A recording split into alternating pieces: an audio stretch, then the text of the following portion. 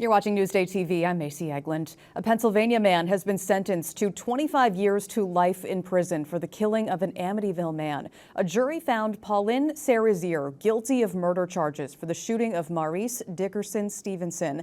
Now, prosecutors say it happened at a backyard party in 2021. The 29-year-old allegedly approached multiple people at the party, shot the victim, and left the scene.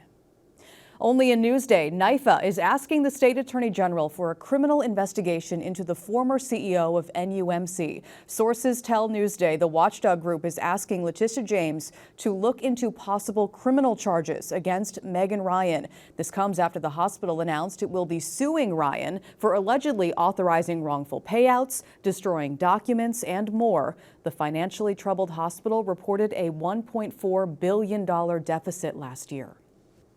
The resentencing of former Nassau County Executive Ed Mangano has been delayed. Mangano was supposed to be resentenced next month. A judge has set a new date for December 4th. This comes after an appeals court partially overturned his conviction last month. Mangano is serving a 12-year sentence on corruption charges. A man indicted today for allegedly selling marijuana gummies to middle school students, which sent a dozen kids to the hospital. Wilmer Castilla Garcia is charged with endangering the welfare of a minor. Prosecutors say the 22-year-old sold the drugs to a 13-year-old student on social media. Investigators say they tracked him down on Instagram, and he allegedly sold drugs to an undercover officer. It happened at William Floyd Middle School back in March. JetBlue is adding new flights from MacArthur Airport. For $49, you can get from Islip to Fort Myers and Tampa, Florida. The new winter flights will launch in December. They're expected to be available until late April. But you don't need a Florida vacation just yet. Let's take a look at tomorrow's weather for Long Island. For your Friday, highs in the mid-80s. It's looking pretty good. A whole lot of sunshine. Should be a good start to your weekend. We'll take a look at your 7-day forecast for you in just a few minutes.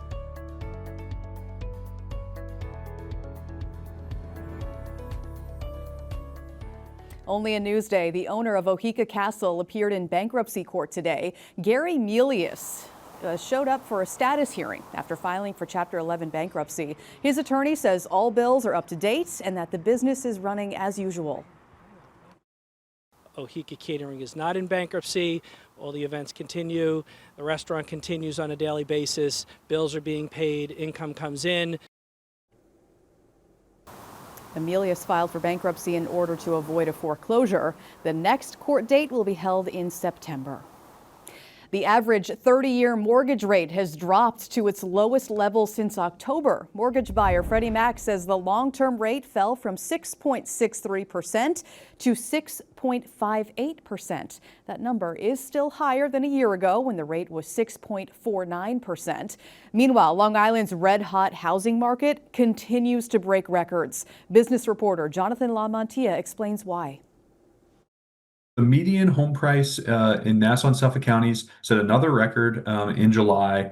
Nassau median price of homes sold in July was $860,000, tops the previous record $850 from just in June. And then in Suffolk County, it was $702,000, which tops the previous record $700,000. In Nassau County, the median price rose 6.8% compared to July 2024, and the rate of appreciation over just 1 year in Suffolk County was 6.5%. The one thing that has kind of kept propelling this market forward in terms of the prices is, how many houses are available, right? So if there were far more houses on the market than the number of buyers that were interested to buy them, we could see some price, kind of price stagnation. An interfaith demonstration was held for immigrants at the Nassau County Correctional Facility today. Let it shine, let it shine, let it shine. More than 200 interfaith leaders have put out a statement saying they condemn mass deportation. The walk was led by Long Island clergy from all different backgrounds, calling on justice for immigrants. You can now enter an auction to win a lighthouse in the Long Island Sound. This sounds so cool. The General Services Administration is auctioning off the Penfield Reef Lighthouse. You can only get there by boat. The tower is more than 50 feet tall. It has 2 floors for the keeper's quarters. The last day to place your bid is August 20th.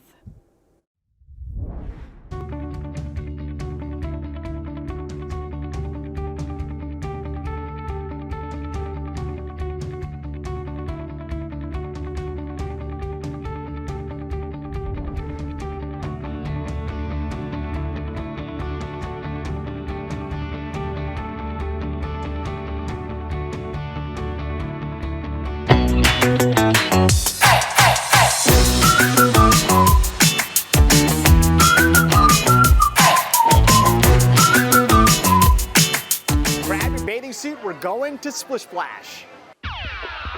If you live on Long Island, chances are you've seen or heard about Splish Splash. And even though you've been here, there's a very slim chance you've ever interacted with James Keller, maintenance director. I've been here for 8 years now, and I love coming in each day, making sure everything's up and running and each challenge that we face daily.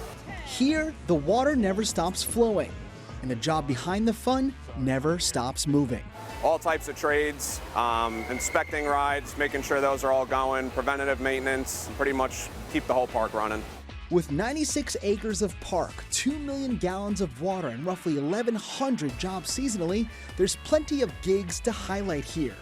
From cooks to game operators to lifeguards and more.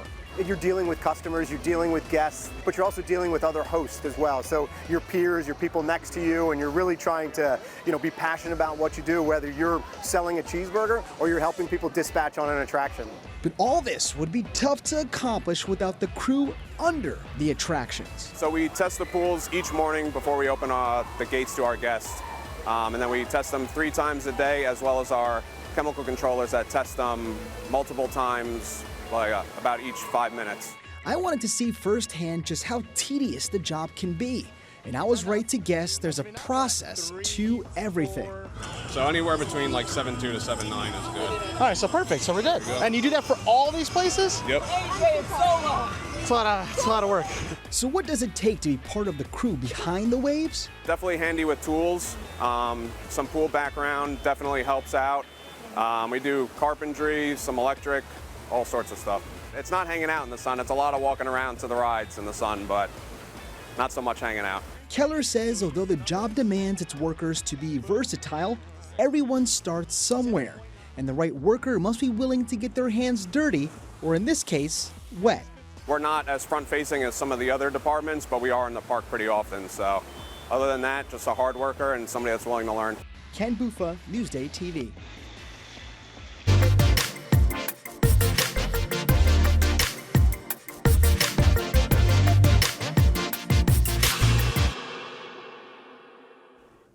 Here's what's up on Long Island. Catch gravity-defying stunts at Hot Wheels Monster Trucks Live. You'll see crowd favorites like Mega Rex, Tiger Shark, Bone Shaker, and more. It's at UBS Arena Saturday and Sunday. Farewell, my own and faithful friends. Or sing and dance to bluegrass and roots music at the Long Island Bluegrass and Roots Music Festival. There you go. You can take part in music workshops and also browse through local vendors there. Bring a blanket or a beach chair to Tanner Park in Copeg this Saturday.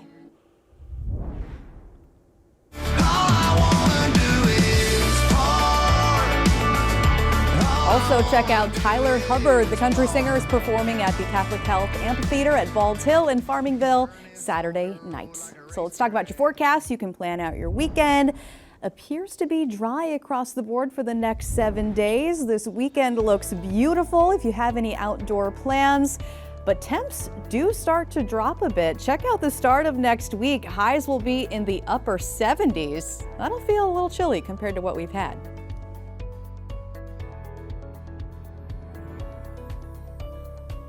Long Island weather is brought to you by Sun Nation Energy, helping Long Island homes and businesses save with solar for over 20 years.